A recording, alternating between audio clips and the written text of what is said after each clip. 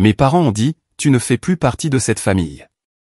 Ne reviens pas, je suis resté là, pétrifié, à fixer la porte verrouillée, la clé inutile dans ma main. Puis, une semaine plus tard, j'ai reçu un email urgent de leur avocat. Nous avons un problème, appelez immédiatement. Je m'appelle Marie, j'ai 28 ans et je suis l'enfant du milieu de la prestigieuse famille Dubois de Paris. En grandissant, je me suis toujours senti comme le mouton noir, ne correspondant jamais tout à fait au moule que mes parents avaient façonné. Lorsque j'ai réussi l'examen d'entrée au barreau le mois dernier au lieu de rejoindre l'entreprise familiale, j'ai pensé qu'ils pourraient enfin être fiers. J'avais tort. Hier soir, je suis rentré à la maison pour un dîner de famille célébrant les fiançailles de mon frère. Au moment où j'ai franchi ces portes familières, j'ai senti la tension. Je n'aurais jamais imaginé qu'au dessert, mes parents me regarderaient dans les yeux et prononceraient ces mots qui ont tout changé. Grandir dans le 16e arrondissement signifiait plus que d'avoir une adresse prestigieuse. Notre hôtel particulier de 5 étages donnait sur un immense jardin privé à la française. Son intérieur était rempli d'antiquités et d'œuvres d'art qui appartenaient à la famille Dubois depuis des générations. Mon père, Jacques Dubois, a fait de Dubois Immobilier un empire valant des centaines de millions d'euros. Ma mère, Éléonore, venait elle-même d'une famille de vieille fortune et gérait l'image de notre famille avec précision et calcul. Dès que nous avons pu comprendre les mots, mes frères et sœurs et moi savions ce qu'on attendait de nous.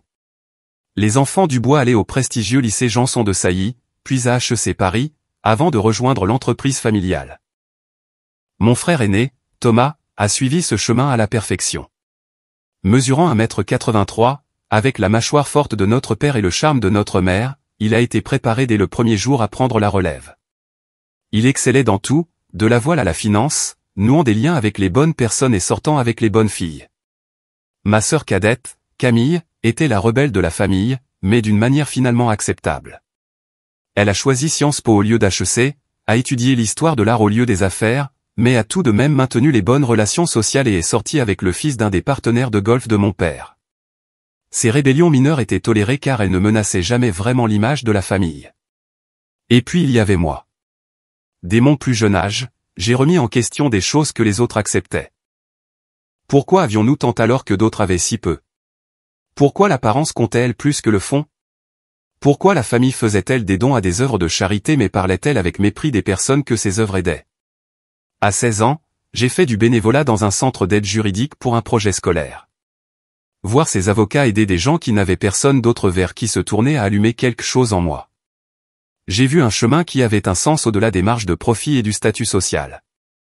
Quand est venu le temps des études supérieures, je suis quand même allé à l'université Panthéon-Assas comme prévu, mais je me suis concentré sur le droit plutôt que sur les affaires. Les disputes étaient sans fin. Mon père frappait du poing sur la table en acajou de la salle à manger, son visage prenant cette nuance particulière de cramoisie, réservée à mes transgressions. Ma mère était plus subtile, mais tout aussi dévastatrice. Elle soupirait profondément et disait des choses comme « Nous t'avons donné tous les avantages, Marie. Pourquoi insistes-tu à nous décevoir ? Pourtant, ils ont financé mes études, espérant peut-être que je reviendrai à la raison. J'ai excellé sur le plan académique, diplômé avec la mention très bien, pensant que mes réussites pourraient enfin leur valoir leur respect. Au lieu de cela, ma mère a simplement dit « Quel gâchis d'un esprit brillant pour les affaires » quand je lui ai annoncé que j'avais été accepté à l'école de formation du barreau. Tout au long de mes études de droit, notre relation est devenue de plus en plus tendue. Chaque dîner de fête devenait un champ de bataille. Même s'ils payaient mes frais de scolarité et le loyer de mon appartement à Saint-Germain-des-Prés, ils ont clairement indiqué que c'était un investissement dont ils attendaient un retour. Finalement, ils pensaient que je verrais la raison et rejoindrais Dubois Immobilier en tant que leur conseillère juridique interne, au minimum. Mais plus j'en apprenais sur le droit, plus j'étais attiré par le travail d'intérêt public. Pendant mes étés, alors que Thomas faisait des stages dans des banques d'investissement et que Camille visitait des galeries européennes, je travaillais dans des organisations à but non lucratif aidant les survivantes de violences domestiques à naviguer dans le système juridique. Lorsque j'ai réussi l'examen du barreau le mois dernier, j'ai pensé qu'il pourrait peut-être enfin être fier. J'avais accompli quelque chose de difficile, de significatif.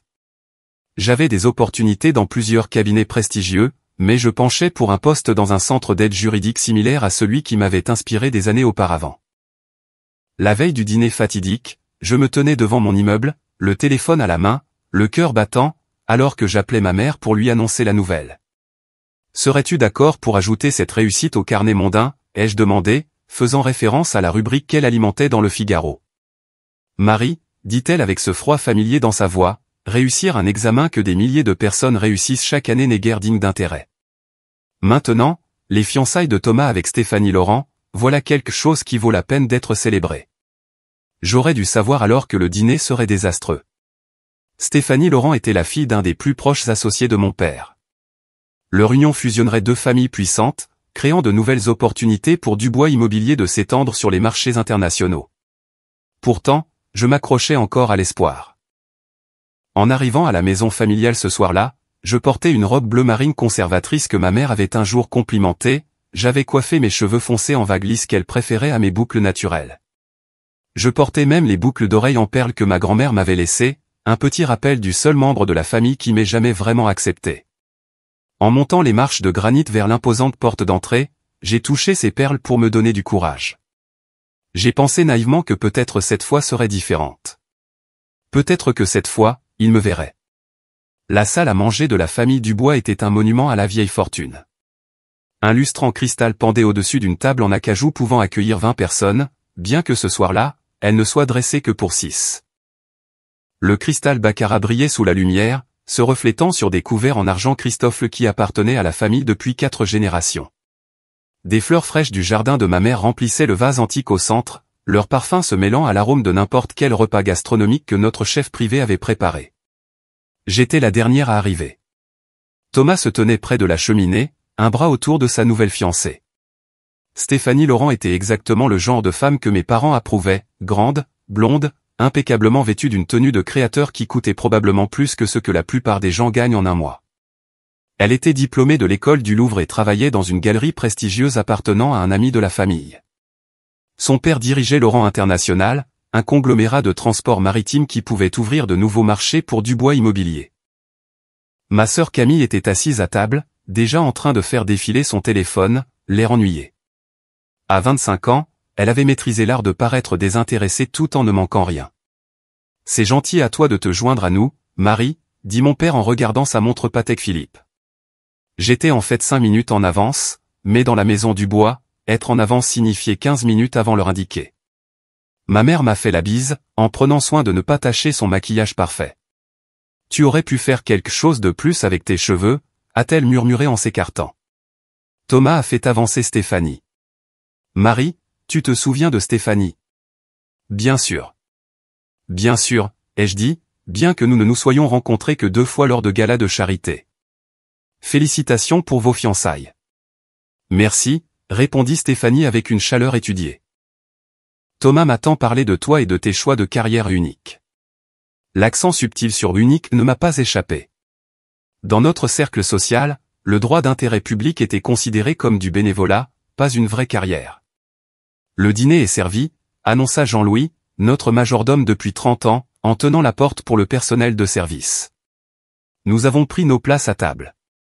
Mon père en bout de table, ma mère à l'autre bout, Thomas et Stéphanie d'un côté, Camille et moi de l'autre. Le premier plat a été servi, une délicate bisque de homard qui coûtait probablement plus que ce que mes potentiels clients de l'aide juridique gagnaient en une journée. Thomas, raconte à Marie la demande en mariage, a incité ma mère alors que nous commencions à manger. Elle adore entendre parler de gestes romantiques. N'est-ce pas, ma chérie? J'ai hoché la tête, bien que la romance n'ait jamais été un sujet que nous discutions. Thomas s'est lancé dans le récit de sa demande en mariage à Stéphanie sur son yacht privé en Méditerranée, avec un violoniste venu de Vienne en avion et un chef étoilé Michelin pour préparer le dîner. Pendant qu'il parlait, j'ai remarqué que mon père me regardait avec ce regard calculateur que je connaissais si bien. Il attendait que je dise quelque chose d'inapproprié, que je révèle mes valeurs erronées, comme il les appelait. Quand Thomas a fini son histoire, j'ai souri et dit, ça a l'air charmant. Je suis heureuse pour vous deux. Un bref regard de déception a traversé le visage de mon père. Il voulait que je m'oppose, pour lui donner une excuse. Le plat principal est arrivé, un magret de canard parfaitement saisi avec une réduction de cerises. Alors que la conversation tournait autour des plans de mariage, j'ai vu une occasion de partager mes propres nouvelles. J'ai réussi l'examen du barreau, ai-je dit pendant une brève accalmie. J'aimerais vous remercier tous les deux de m'avoir soutenu dans mes études, même si je sais que ce n'était pas le chemin que vous auriez choisi pour moi. La table est devenue silencieuse. Ma mère a siroté son vin. Mon père a coupé son canard avec des mouvements précis. Finalement, il a parlé. Réussir un examen n'est guère un exploit digne d'être mentionné au même dîner où nous célébrons les fiançailles de ton frère. Mais puisque tu en parles, as-tu reconsidéré mon offre de rejoindre le service juridique de Dubois Immobilier? J'ai pris une profonde inspiration. En fait, on m'a offert un poste à la Fondation Aide Juridique de Paris. C'est l'organisation qui m'a inspiré à devenir avocate en premier lieu. Mon père a posé son couteau et sa fourchette avec une lenteur délibérée. Ce centre d'aide juridique où tu as fait du bénévolat au lycée? Cette petite opération de charité. C'est en fait l'une des organisations de droit d'intérêt public les plus respectées de France, ai-je dit, sentant mon cœur s'accélérer. Ils aident les gens qui n'ont personne d'autre vers qui se tourner. Thomas s'est éclairci la gorge, mal à l'aise. Stéphanie a baissé les yeux sur son assiette. Camille observait avec un intérêt non dissimulé. Ma mère a parlé ensuite, sa voix dangereusement douce. Marie, nous avons toléré ta phase de rébellion. Nous avons payé tes études dans les meilleures institutions, et c'est ainsi que tu nous rembourses? En jetant tout ça pour travailler avec ces gens-là. Ces gens-là sont des citoyens qui méritent une représentation légale, ai-je dit, luttant pour garder ma voix stable. Le poste me permettrait de faire une réelle différence. Une réelle différence, a raillé mon père. La seule différence que tu fais, c'est d'embarrasser cette famille. As-tu la moindre idée de ce que ça donne quand les gens me demandent ce que fait ma fille et que je dois leur dire qu'elle a choisi de travailler avec des criminels et des assistés sociaux? Ce n'est pas ce que je. Ton frère, lui, se construit une vie, a-t-il poursuivi, la voix s'élevant. Il apporte de la valeur à cette famille. Il épouse une femme qui comprend son rôle dans la société. Et toi, après tout ce que nous t'avons donné, tu choisis de nous le jeter à la figure. Je n'ai jamais demandé à faire partie d'une famille qui valorise l'argent plus que les gens, ai-je dit, les mots s'échappant avant que je puisse les retenir. La pièce est devenue complètement silencieuse. Même le personnel s'est figé sur place. Mon père s'est levé lentement, sa serviette tombant au sol. Son visage était passé du rouge à un violet alarmant. Alors peut-être que tu ne devrais plus faire partie de cette famille du tout, a-t-il dit, chaque mot comme de la glace. Si tu insistes sur cette voie, tu n'es plus la bienvenue ici. Tu ne fais plus partie de cette famille. Ne reviens pas, je l'ai regardé, choqué. Jacques, a dit doucement ma mère, mais elle n'a fait aucun geste pour le contredire. J'ai regardé mes frères et sœurs. Thomas fixait son assiette. Camille me regardait avec de grands yeux, mais restait silencieuse. Père, tu ne peux pas être sérieux, ai-je commencé. Jean-Louis, a-t-il interrompu. Veuillez raccompagner mon ancienne fille à la porte. Ses clés d'appartement devraient être sur la table du hall. Assurez-vous qu'elle les prenne, car elle constatera que son accès financier a été révoqué avec effet immédiat. Jean-Louis, qui m'avait vu grandir, qui avait pensé mes genoux écorchés et m'avait donné des biscuits en cachette quand on m'envoyait au lit sans dîner, avait l'air peiné, mais il a hoché la tête. Par ici, mademoiselle Marie. Dans un état second, je me suis levé et l'ai suivi jusqu'au foyer. Derrière moi, j'ai entendu la conversation du dîner reprendre comme si de rien n'était, comme si je n'avais jamais existé. Jean-Louis m'a tendu mon manteau et une petite enveloppe contenant mes clés. Je suis désolé, mademoiselle, a-t-il murmuré. Ce n'est pas juste. Je suis sorti dans l'air frais du soir. La porte s'est refermée derrière moi avec un clic définitif. J'ai entendu le verrou tourner. Je suis resté là, figé, à regarder la porte verrouillée. La clé de la maison de mon enfance, maintenant inutile dans ma main. Cette nuit a été la plus longue de ma vie. J'ai pris un taxi pour retourner à mon appartement de Saint-Germain-des-Prés, un luxueux 2 pièces avec des baies vitrées et un concierge que mes parents avaient exigé pour ma sécurité. L'ironie ne m'a pas échappé, alors que je réalisais que je ne pouvais plus me permettre d'y vivre. Je me suis assise sur mon canapé de créateur dans le noir, essayant de digérer ce qui s'était passé. Le choc m'a empêché de pleurer au début. C'était un cauchemar. J'allais sûrement me réveiller. Mes parents avaient été déçus par moi auparavant, en colère même, mais me reniaient complètement. Cela semblait irréel. Mon téléphone a vibré à 23h30. C'était Camille. Marie, ça va, a-t-elle demandé, sa voix basse. Elle se cachait clairement quelque part dans la maison pour passer cet appel. Qu'est-ce que tu crois, ai-je réussi à dire. C'est de la folie, a-t-elle dit. Je n'arrive pas à croire qu'ils aient fait ça.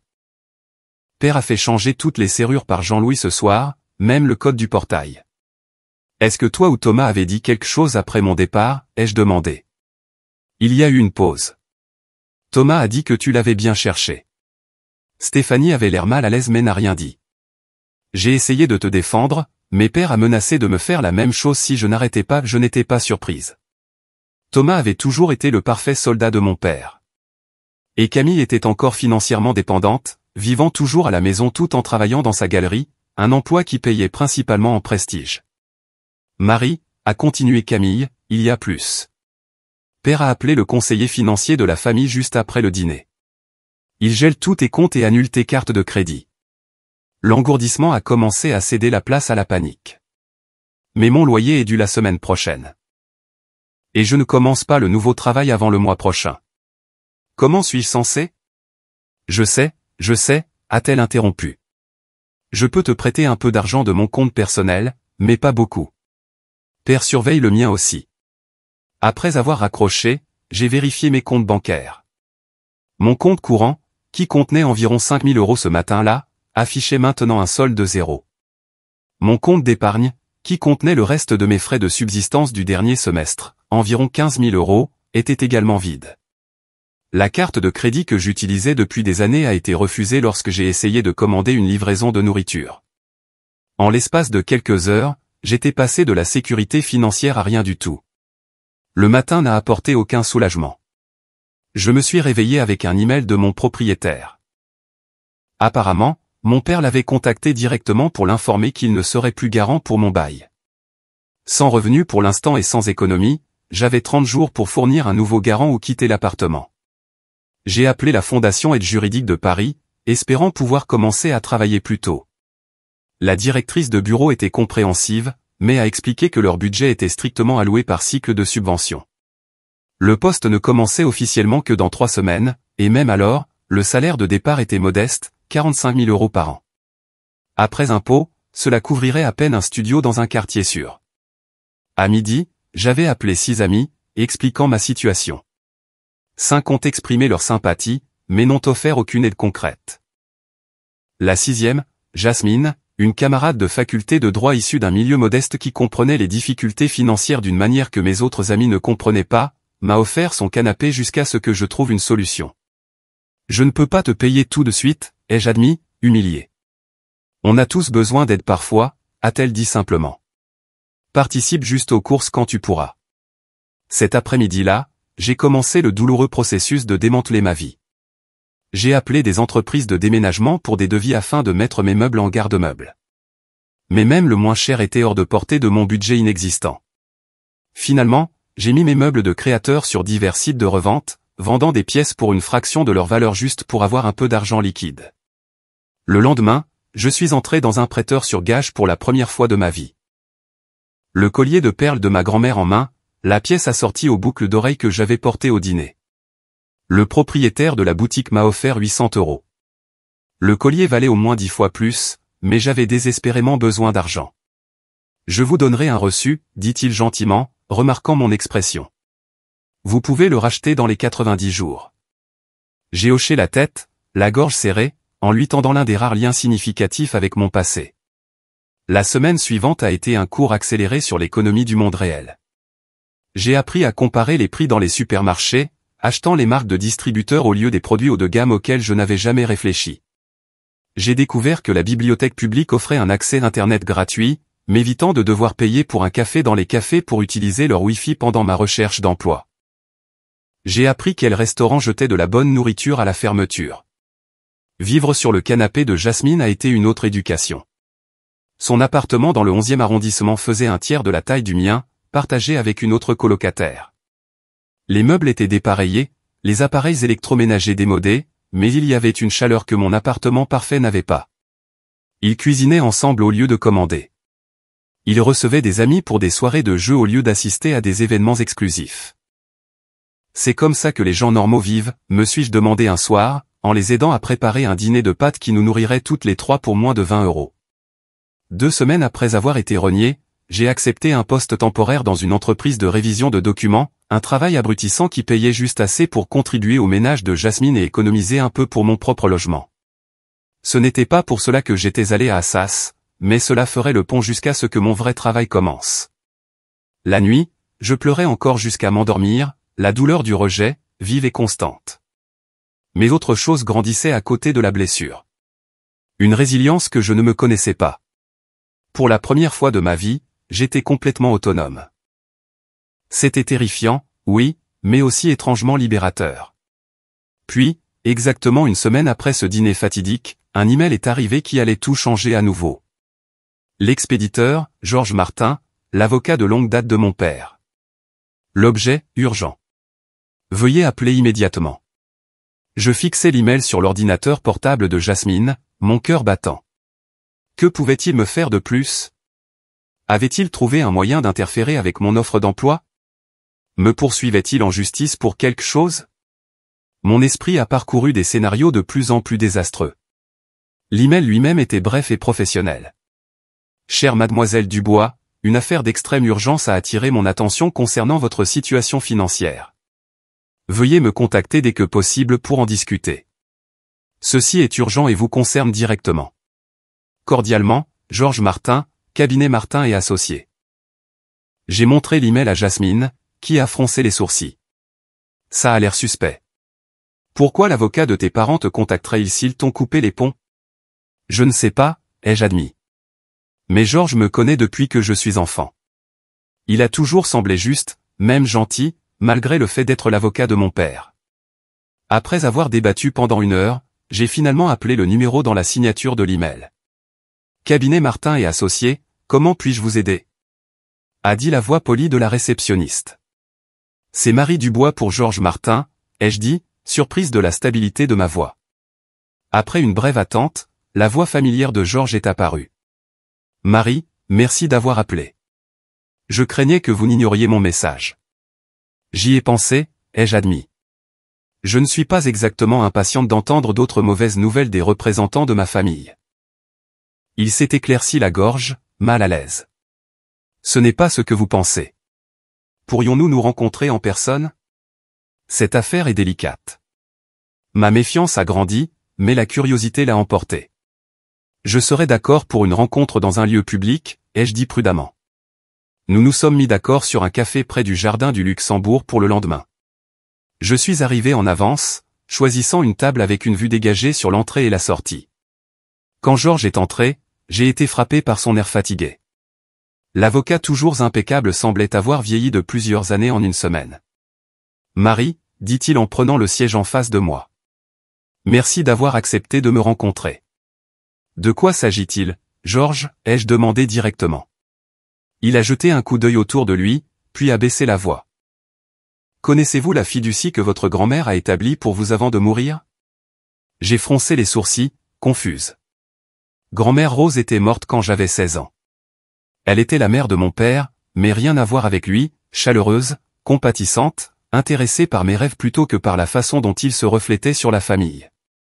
Je savais qu'elle avait laissé de l'argent à chaque petit enfant, mais les détails avaient toujours été gérés par mes parents. Je sais qu'elle nous a laissé quelque chose à chacun, mais père a dit que c'était juste un petit fonds pour l'éducation qui a été utilisé pendant mes études, ai-je répondu. Georges avait l'air peiné. Ce n'est pas exact. Votre grand-mère a établi une fiducie substantielle pour chaque petit enfant. Thomas a reçu la sienne à 25 ans, comme stipulé dans les documents de la fiducie. Camille recevra la sienne l'année prochaine. Et la mienne, ai-je demandé, un sentiment étrange grandissant dans mon estomac. La vôtre était différente, a-t-il expliqué. Votre grand-mère a vu quelque chose en vous, Marie. Elle a spécifié que votre fiducie serait accessible soit à vos 30 ans, soit à la fin de vos études supérieures, selon la première éventualité. Les fonds étaient spécifiquement destinés à l'éducation et au logement. J'ai essayé de traiter cette information. Donc il y a une fiducie à mon nom. De combien parlons-nous? Georges a pris une profonde inspiration. 2 millions d'euros. Le café semblait tourner autour de moi. 2 millions d'euros. Et mes parents ne me l'avaient jamais dit. La fiducie a été gérée activement et a considérablement augmenté depuis que votre grand-mère l'a établie, a poursuivi Georges. En tant qu'avocat de la famille, j'ai supervisé les 3 fiducies, mais vos parents en ont été les administrateurs désignés jusqu'à ce que les conditions de distribution soient remplies. Ce qui signifie, ai-je commencé, qu'il la contrôlait jusqu'à maintenant. Il a confirmé. Lorsque vous avez réussi l'examen du barreau, vous avez rempli la condition d'études supérieures.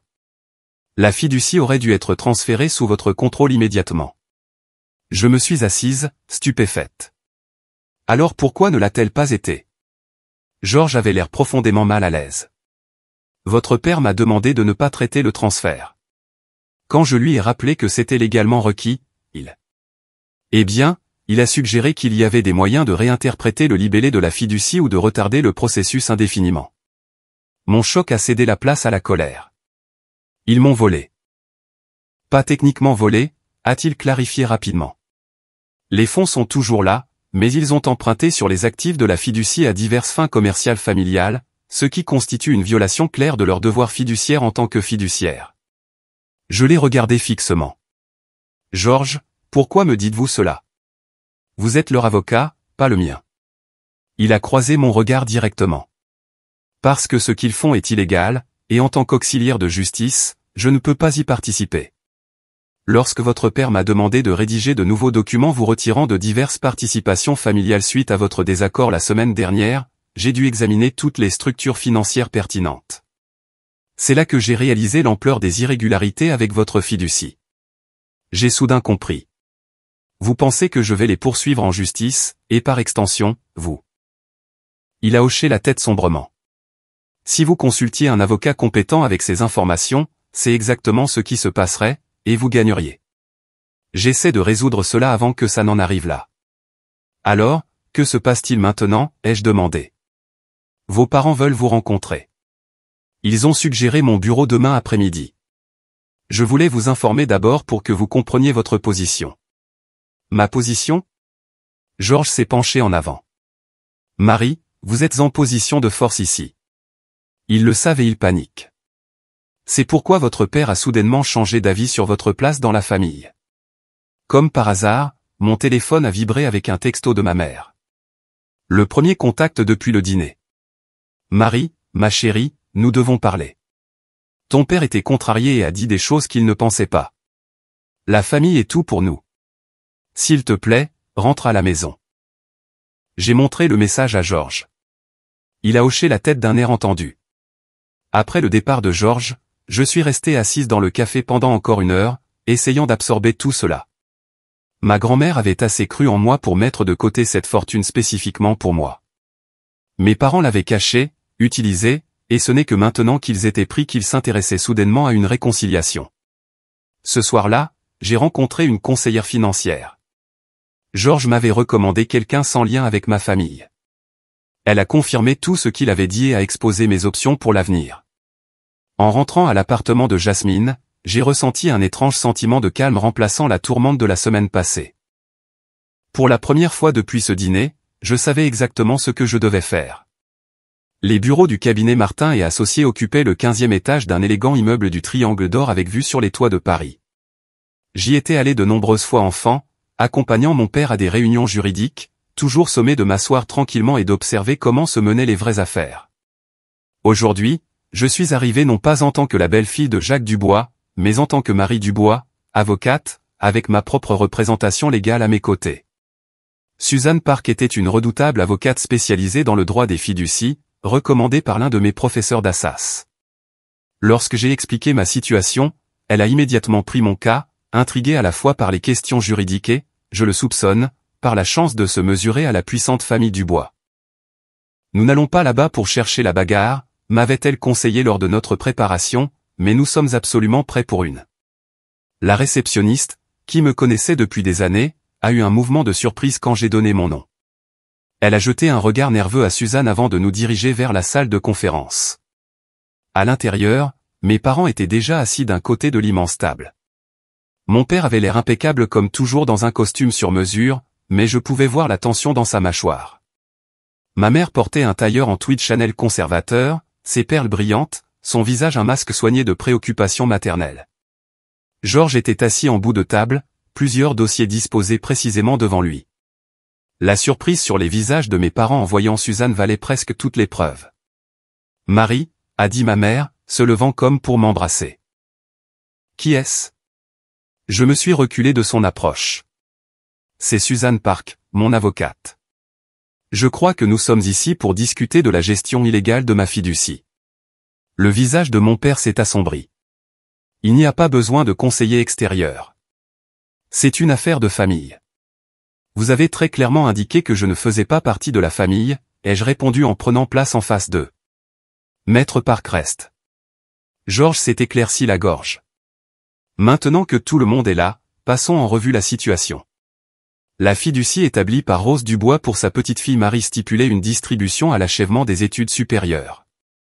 Cette condition a été remplie. La fiducie, actuellement évaluée à environ 2,3 millions d'euros, devrait être transférée immédiatement sous le contrôle de Marie. Mon père s'est penché en avant. Avant de procéder à tout transfert, je pense que nous sommes tous d'accord que l'unité familiale est primordiale. Marie, ta mère et moi avons discuté des événements malheureux de la semaine dernière et nous sommes prêts à laisser ce désagrément derrière nous. J'ai remarqué qu'il ne s'était pas vraiment excusé. Typique. Ma mère a tendu la main sur la table comme pour prendre la mienne, mais j'ai gardé les miennes fermement sur mes genoux. Ma chérie, tu sais comment est ton père quand il est passionné par quelque chose. Les choses qu'il a dites, il ne les pensait pas littéralement. Bien sûr que tu fais toujours partie de la famille. Suzanne a pris la parole. Ma cliente apprécie le sentiment, mais nous sommes ici pour discuter de la fiducie. Nous aurons besoin d'une documentation complète de toutes les transactions impliquant les actifs de la fiducie au cours des 12 dernières années, y compris tout prêt contracté en utilisant la fiducie comme garantie. La fausse chaleur de mon père a disparu instantanément. Ce ne sera pas nécessaire. Nous avons une proposition qui résout tout à l'amiable. Il a fait un signe de tête à Georges, qui a fait glisser à contre-cœur un document sur la table. Je l'ai reconnu comme un accord de transfert de fiducie, mais avec des modifications. Nous sommes prêts à reconnaître ton droit à la fiducie, a dit mon père doucement. Mais en tant que famille, nous savons que tu voudras soutenir l'héritage Dubois. Cet accord restructure simplement les actifs pour mieux les intégrer à nos avoirs familiaux globaux. Suzanne a pris le document et l'a parcouru. Ses sourcils se sont haussés. Monsieur Dubois, cet accord transférerait effectivement le contrôle des actifs de la fiducie à Dubois Immobilier. Votre fille recevrait une petite distribution annuelle, mais renoncerait à tout contrôle réel. Cela lui assure une sécurité financière tout en gardant les intérêts de la famille alignés, a-t-il contré. C'est gagnant-gagnant. J'ai senti une sensation familière monter en moi. Le même mélange de colère et de déception que j'avais ressenti tout au long de mon enfance chaque fois que mon moi authentique se heurtait aux attentes de mes parents. Mais cette fois, quelque chose était différent. Je n'étais plus une enfant désespérée de leur approbation. J'étais une avocate diplômée d'Assas à qui on offrait un accord manifestement égoïste par des gens qui m'avaient rejeté une semaine auparavant. Un souvenir a soudainement refait surface. J'avais 12 ans, je montrais à ma grand-mère une histoire que j'avais écrite pour l'école. Contrairement à mes parents, qui critiquaient son manque de valeur pratique, grand-mère Rose avait lu chaque mot, puis m'avait regardé avec ses yeux si gentils, si différents de ceux de son fils. Marie, avait-elle dit, tu as un don pour voir la vérité des choses. Ne laisse jamais personne te l'enlever, pas même ta famille, surtout pas ta famille. Maintenant, je comprenais pourquoi elle avait structuré ma fiducie différemment de celle de mes frères et sœurs. Elle avait su. Elle avait vu la dynamique dans notre famille et avait créé un filet de sécurité pour moi, sachant que ce jour pourrait arriver. J'ai repoussé le document sur la table. Non. Mon père a cligné des yeux, véritablement surpris. Je ne pense pas que tu comprennes ce qu'on t'offre ici. Je comprends parfaitement, ai-je dit, ma voix stable. Vous m'avez renié, m'avez coupé financièrement, et maintenant vous tentez de me manipuler parce que vous avez été pris en train d'utiliser abusivement des fonds qui m'appartiennent légalement. Marie, a interjeté ma mère. Ton père t'offre de te réintégrer dans la famille. À la condition que je cède mon héritage, ai-je terminé pour elle. Ce n'est pas une famille. C'est une transaction commerciale. Le visage de mon père prenait cette teinte cramoisie familière. Cette attitude est précisément la raison pour laquelle nous avons eu des problèmes. Tu as toujours été ingrate pour les avantages que nous t'avons donnés. Suzanne est intervenue. Monsieur Dubois, soyons clairs. Ma cliente a droit au plein contrôle de sa fiducie avec effet immédiat. De plus, en tant que fiduciaire, vous et Madame Dubois avez violé votre devoir fiduciaire en utilisant ces actifs à des fins commerciales familiales sans autorisation appropriée. C'est absurde, a bégayé mon père. Tout ce que nous avons fait était pour le bénéfice de tous les avoirs Dubois. Georges avait l'air peiné mais a pris la parole. Jacques, j'ai examiné la documentation. Les prêts sur la fiducie de Marie étaient spécifiquement interdits par les termes que ta mère a établis. Pour la première fois, j'ai vu la peur vaciller sur le visage de mon père. Il s'est tourné vers moi, changeant de tactique. Marie, sois raisonnable. Si tu poursuis cette voie de manière conflictuelle, tu ne travailleras jamais dans cette ville. Notre famille a des relations dans toute la communauté juridique. Un mot de ma part et ce petit poste d'aide juridique dont tu es si fier disparaîtra. J'ai senti un frisson à sa menace, sachant qu'elle n'était pas entièrement vide. Le nom Dubois avait du poids, mais je savais aussi quelque chose qu'ils ne savaient pas. Je n'avais plus peur de perdre leur monde. J'avais vu au-delà maintenant. Est-ce vraiment l'approche que vous voulez adopter? Ai-je demandé calmement, me menacer? Parce que Maître Park a préparé la documentation pour le tribunal, décrivant tous les mouvements financiers inappropriés de ma fiducie. Je suis sûr que l'Ordre des avocats de Paris serait également intéressé par la façon dont un homme d'affaires éminent a tenté de faire pression sur une nouvelle avocate avec des menaces.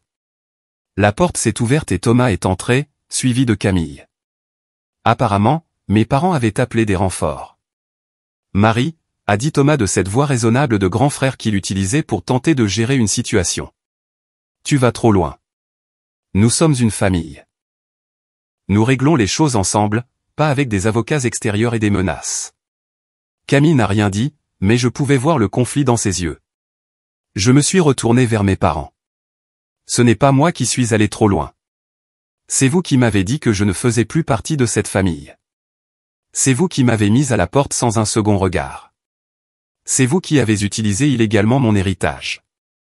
Et maintenant que vous êtes pris, vous vous attendez à ce que j'oublie simplement tout cela au nom de la loyauté familiale. La loyauté va dans les deux sens. Mon père s'est levé brusquement. J'en ai assez entendu. Soit tu signes l'accord et tu reviens dans la famille à nos conditions, soit tu peux poursuivre cela légalement et t'assurer de ne plus jamais avoir de relation avec aucun d'entre nous. À toi de choisir. C'était le même ultimatum qu'il avait utilisé toute ma vie, à sa manière ou rien. Mais cette fois, je l'ai vu pour ce qu'il était, une tentative désespérée de maintenir le contrôle. Je me suis levé aussi. Je me choisis. Je choisis le chemin auquel grand-mère Rose a cru assez pour le protéger. Je choisis une vie où je suis valorisé pour qui je suis, pas pour ce que je peux ajouter au bilan de Dubois Immobilier. Je me suis tourné pour partir, Suzanne rassemblant ses affaires à côté de moi. Tu le regretteras, a crié mon père après moi. Sans nous, tu n'es rien. Je me suis arrêté à la porte et j'ai regardé ma famille, mon père contrôlant, ma mère obsédée par l'apparence, mon frère conformiste. Seule Camille montrait un signe de compréhension dans ses yeux. En fait, ai-je dit avec un calme que je ressentais vraiment, je pense que je commence tout juste à découvrir qui je suis vraiment. Alors que les portes de l'ascenseur se fermaient derrière nous, Suzanne a souri. C'était impressionnant. La plupart des gens cèdent face à ce genre de pression familiale. J'ai eu 16 ans de pratique à leur tenir tête, ai-je dit. Je n'avais juste jamais eu le pouvoir de partir avant. En sortant dans le brillant après-midi parisien, je me sentais plus légère que je ne l'avais été depuis des années. La douleur n'était pas partie, 2 décennies d'amour conditionnel ne guérissent pas du jour au lendemain. Mais pour la première fois, je pouvais voir un avenir déterminé par mes propres valeurs, pas les leurs. La première chose que j'ai faite après avoir pris le contrôle de ma fiducie a été rien. Suzanne m'a conseillé de prendre du temps avant de prendre des décisions financières majeures, et j'étais d'accord. Après des années à n'avoir aucun mot à dire sur ma vie financière, je voulais procéder avec réflexion. J'ai déménagé de l'appartement de Jasmine avec une profonde gratitude pour son soutien pendant mes jours les plus sombres. Au lieu de retourner dans un immeuble de luxe, j'ai trouvé un modeste 2 pièces dans le 14e arrondissement, un quartier diversifié que je n'avais jamais exploré pendant mon éducation protégée. L'appartement était petit selon les normes du bois, mais il était à moi, acheté comptant avec une partie de ma fiducie. Lorsque mon poste à la Fondation Aide Juridique de Paris a officiellement commencé, je me suis jeté dans le travail. Le salaire de départ qui avait semblé terriblement inadéquat des semaines plus tôt ne me concernait plus. J'avais la sécurité financière, mais j'ai choisi de vivre principalement de mon revenu gagné, préservant la fiducie pour des investissements significatifs à long terme. Mes premiers cas étaient difficiles, mais gratifiants, défense contre les expulsions de locataires, ordonnance de protection contre la violence domestique, appel de prestations sociales. Chaque client avait une histoire de système qui les avait laissés tomber, d'intérêts puissants qui rejetaient leur humanité. J'ai reconnu les schémas de ma propre expérience, bien que mon privilège m'ait protégé des pires conséquences. 2 mois après la confrontation dans le bureau de Georges, Camille m'a appelé. Elle n'avait jamais été aussi ancrée dans la vision du monde de mon père que Thomas, et la curiosité a finalement vaincu la pression familiale. On peut se voir, a-t-elle demandé timidement. Juste nous deux. Nous nous sommes rencontrés dans un café décontracté de mon nouveau quartier, loin des établissements huppés que notre famille fréquentait. Camille avait l'air à la fois déplacée et intriguée dans ses vêtements de créateur. Alors c'est comme ça que l'autre moitié vit, a-t-elle plaisanté, désignant faiblement les meubles dépareillés et l'art local sur les murs.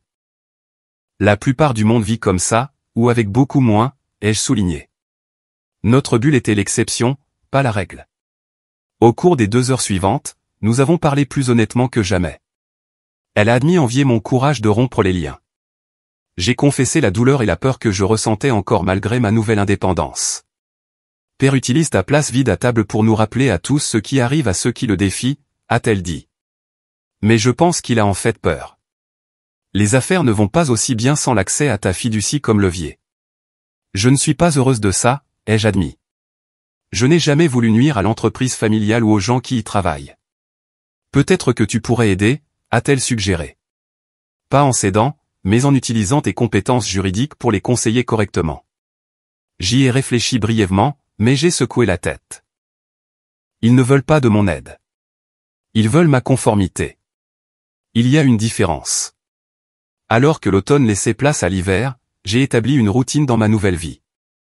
Les jours de semaine étaient consacrés à mes clients.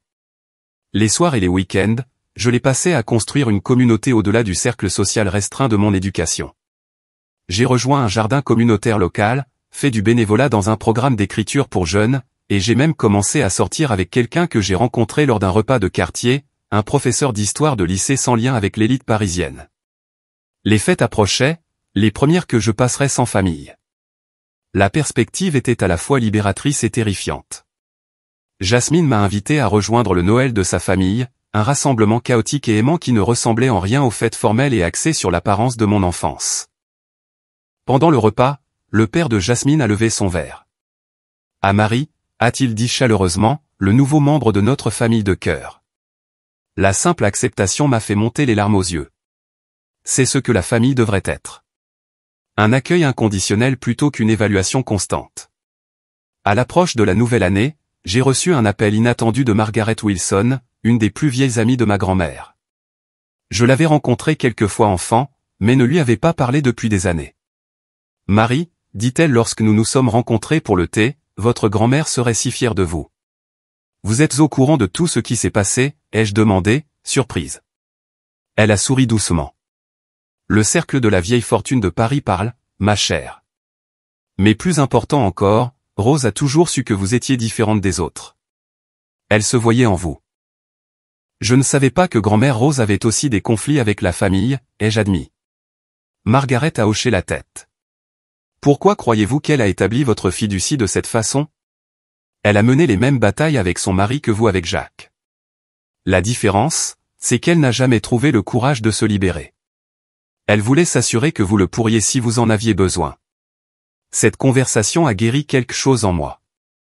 J'avais porté un sentiment d'échec pour ne pas m'être intégré dans ma famille. Apprendre que ma grand-mère avait vu et apprécié ma différence, l'avait même vécue elle-même, a transformé ma compréhension de ma propre histoire. En janvier, j'ai utilisé une partie de ma fiducie pour créer une bourse d'études pour les étudiants en droit poursuivant des carrières d'intérêt public issus de milieux familiaux difficiles. La bourse Rose Dubois garantirait que d'autres pourraient suivre leur chemin authentique même sans soutien familial. Mon travail au centre d'aide juridique a commencé à attirer l'attention. J'ai gagné une affaire importante contre un propriétaire prédateur qui expulsait systématiquement des familles immigrées. La victoire a créé un précédent qui protégerait des centaines de locataires vulnérables. Le Monde a publié un petit article sur l'affaire. Le journaliste a posé des questions sur mon passé, reconnaissant clairement le nom Dubois. J'ai parlé honnêtement, mais sans amertume, du choix d'une voie différente des attentes de ma famille. Le lendemain de la parution de l'article, j'ai reçu un autre texto de ma mère. Nous avons vu le journal. Ton père est préoccupé par l'image de la famille. S'il te plaît, sois discrète dans tes futures interactions avec la presse. Aucune félicitation pour la victoire. Aucune reconnaissance des vies que j'avais aidées. Juste une préoccupation pour les apparences. Son message a confirmé que j'avais fait le bon choix. 6 mois après avoir été renié, j'ai assisté à un gala de collecte de fonds pour les organisations d'aide juridique d'Île-de-France. En tant qu'avocate salariée, je n'aurais normalement pas été invité, mais les organisateurs voulaient ma présence en raison de la récente affaire très médiatisée. Je portais une robe noire simple mais élégante plutôt que les robes de créateurs de mon passé. Les boucles d'oreilles en perles de ma grand-mère complétaient ma tenue. J'avais utilisé une partie de ma fiducie pour racheter son collier au prêteur sur gage dès que j'ai pu. Je discutais avec un juge lorsque j'ai senti une présence familière. En me retournant, je me suis retrouvé face à mes parents pour la première fois depuis la confrontation dans le bureau de Georges. Mon père avait l'air plus âgé, le stress des récents défis commerciaux évident dans les nouvelles rides autour de ses yeux. Ma mère était impeccable comme toujours, pas un cheveu de travers, bien que son sourire semblât forcé. « Marie », dit-elle, me faisant la bise près des joues comme si de rien n'était entre nous. « Quel plaisir de te voir. » Mon père a hoché la tête avec raideur. « Tu as l'air en forme. » Le juge, sentant la tension, s'est excusé. « Je vais bien », ai-je simplement répondu. « Mon travail est gratifiant. »« Oui, nous avons lu à propos de ton affaire », a dit mon père, réussissant à le faire paraître trivial. « J'espère que tu fais attention à ne pas contrarier la communauté immobilière. Ils ont la mémoire longue. »« Je représente des gens qui méritent la justice », ai-je répondu.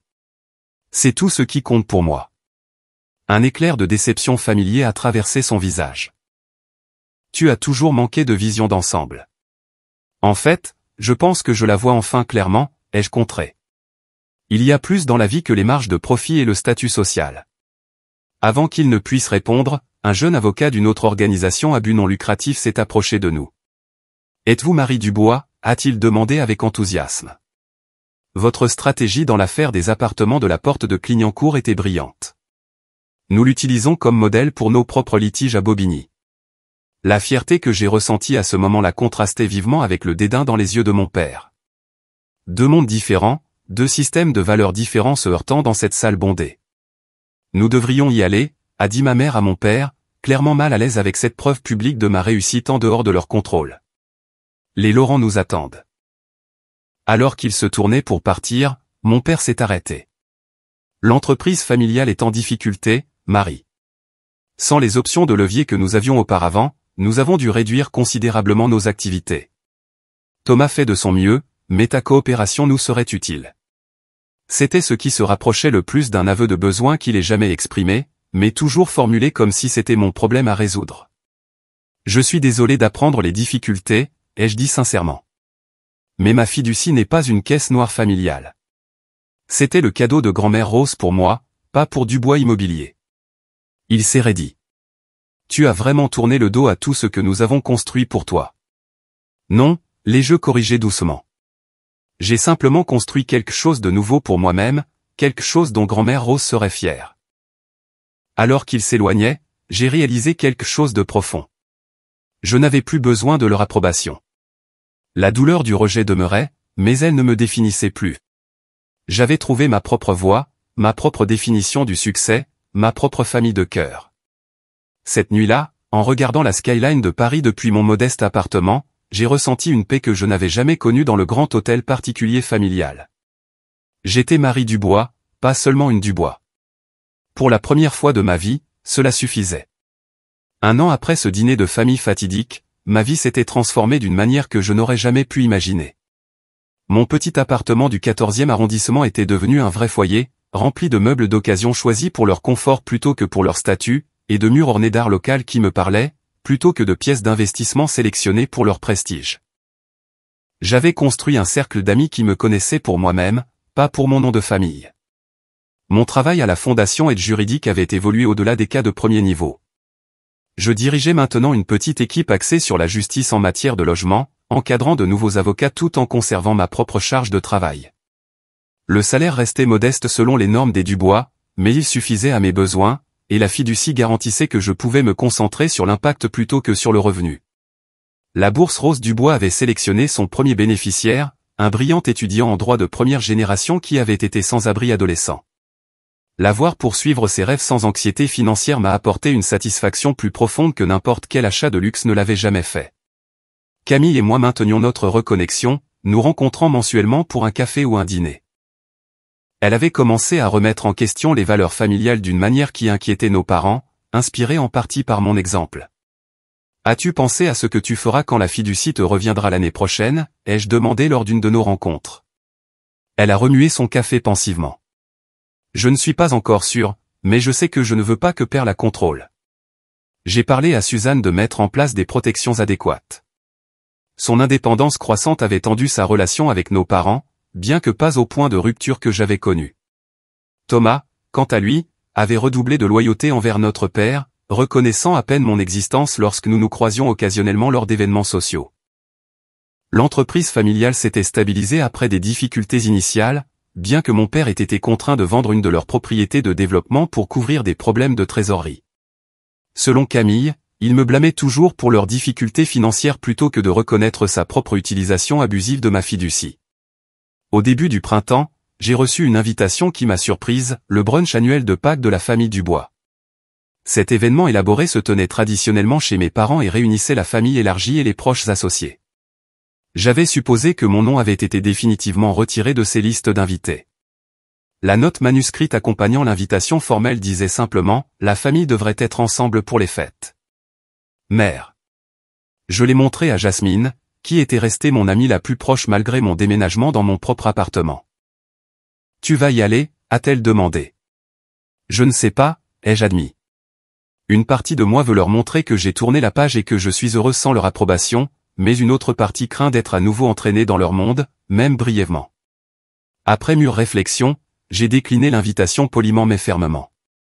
Je n'étais pas prête à réintégrer cet environnement, surtout pas pour un événement conçu pour mettre en valeur l'unité familiale à des fins sociales plutôt que pour une véritable réconciliation. Au lieu de cela, j'ai passé le dimanche de Pâques à faire du bénévolat dans un programme de repas communautaire avec des amis de mon quartier. La joie et la connexion que j'y ai ressenties ont confirmé que j'avais fait le bon choix. 2 semaines plus tard, je faisais mes courses dans un marché de producteurs local lorsque je suis littéralement tombé sur mes parents. Ils visitaient la section gastronomique haut de gamme, semblant étrangement déplacés au milieu de la foule diversifiée dans leur tenue de country club soigneusement coordonnée. Ma mère s'est remise la première. « Marie, quelle surprise ! J'habite dans ce quartier, ai-je expliqué, désignant mon sac de courses rempli de produits locaux. Qu'est-ce qui vous amène ici ? On a conseillé à ton père de manger plus de produits biologiques, a-t-elle dit, semblant légèrement embarrassée d'être surprise dans un marché aussi public. Son médecin a suggéré que nous pourrions trouver des options acceptables ici. La conversation gênante aurait pu s'arrêter là, mais un petit enfant est passé en courant, heurtant le sac à main de créateur de ma mère et la faisant reculer directement dans une flaque d'eau, ruinant ses chaussures coûteuses. Plutôt que l'explosion attendue sur les parents négligents et le cuir italien ruiné, j'ai regardé avec surprise mon père la stabiliser silencieusement, l'inquiétude évidente sur son visage. Il avait l'air plus âgé, plus vulnérable que dans mon souvenir. « Tout va bien, Jacques ?» ai-je demandé, notant le léger tremblement de sa main. « Problème cardiaque mineur ?» a-t-il balayé, bien que la tension autour de ses yeux racontât une autre histoire. « Rien de grave. » Ma mère a jeté un regard entre nous, puis a pris une décision inattendue. « Peut-être pourrions-nous prendre un café. Il y a un endroit juste là. » 20 minutes plus tard, nous étions assis à une petite table dans un café local que je fréquentais, une scène si éloignée de nos interactions familiales habituelles qu'elle semblait presque surréaliste. La conversation était guindée, se concentrant sur des sujets sur le printemps exceptionnellement chaud, la nouvelle maison de Thomas et Stéphanie, la récente retraite d'une connaissance commune. J'ai remarqué que mon père m'observait attentivement, m'évaluant. Je pouvais presque voir les calculs derrière ses yeux, pesant la fierté contre d'autres considérations. Finalement, il a parlé directement. « Tu sembles bien. » Venant de lui, c'était presque un compliment. Je vais bien, ai-je confirmé. Mon travail a du sens, et je me suis construit une belle vie ici. Une vie complètement séparée de ta famille, a-t-il noté, une pointe de l'ancienne amertume s'insinuant. De l'entreprise familiale et des attentes, oui, ai-je clarifié, mais pas nécessairement des membres individuels de la famille qui respectent mes choix. Ma mère a posé sa tasse avec un petit cliquetis. Nous avons vu cet article sur ton travail dans M, le magazine du Monde, le profil sur les défenseurs communautaires. J'ai hoché la tête, surprise qu'ils l'aient remarqué. C'était un petit article, rien qui n'aurait normalement attiré leur attention. L'auteur te faisait paraître assez efficace, a dit mon père, luttant clairement pour trouver une terminologie neutre pour un travail qu'il ne valorisait toujours pas. J'aide les gens qui en ont besoin, ai-je dit simplement. C'est tout ce que j'ai toujours voulu faire. Un silence inconfortable s'est installé. J'ai réalisé qu'ils attendaient quelque chose, une ouverture peut-être pour reprendre notre ancienne relation à leurs conditions. J'ai beaucoup appris cette dernière année, ai-je dit finalement, sur moi-même, sur ce qui compte pour moi, sur ce que la famille devrait être. Et que devrait-elle être? Selon Marie Dubois, a demandé mon père, incapable de retenir une légère pointe dans sa voix. J'ai croisé son regard directement. L'acceptation sans condition, le soutien sans contrôle, l'amour sans arrière-pensée. Plutôt idéaliste, a-t-il raillé, mais avec moins de conviction qu'auparavant. Peut-être, ai-je reconnu, mais c'est ce dont j'avais besoin et que je n'ai jamais reçu de vous. Ma mère a tressailli légèrement, mais l'expression de mon père est restée soigneusement neutre. J'ai continué, ressentant une certitude calme. Je ne vous déteste pas. Je ne vous en veux même plus. Vous avez fait ce que vous pensiez être juste en fonction de vos valeurs, mais ce ne sont pas mes valeurs et elles ne le seront jamais.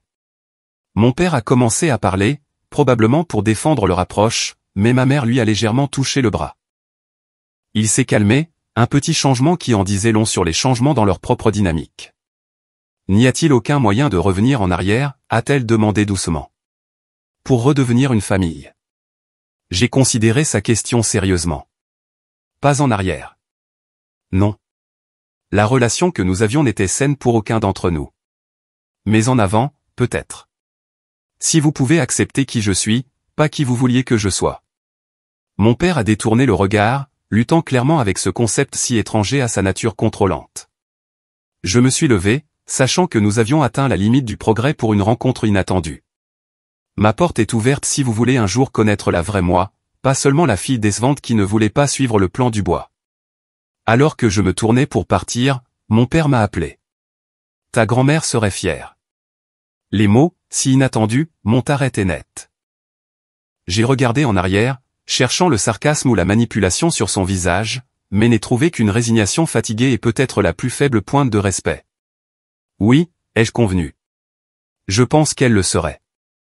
En rentrant chez moi à travers le quartier qui m'avait accueilli, j'ai réfléchi au voyage de l'année écoulée. La douleur du rejet m'avait façonné, mais ne me définissait plus. La famille dans laquelle j'étais né m'avait rejeté, mais dans cet exil, j'avais trouvé mon vrai moi. La richesse que ma grand-mère m'a laissée m'a apporté la sécurité. Mais le véritable héritage était son courage. L'exemple qu'elle a donné de rester fidèle à ses valeurs même si cela signifiait être seule. Ma fiducie m'a donné la liberté, mais mes choix m'ont donné un but.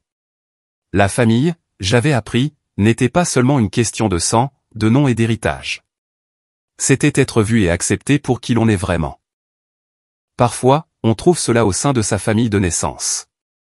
Parfois, on doit la créer pour soi-même parmi ceux qui vous choisissent comme vous les choisissez. Quant à mes parents, seul le temps dirait s'ils pourraient évoluer au-delà des attentes rigides qui leur avaient coûté une fille. J'avais laissé la porte ouverte, mais je ne me rabaisserai plus jamais pour passer par la leur.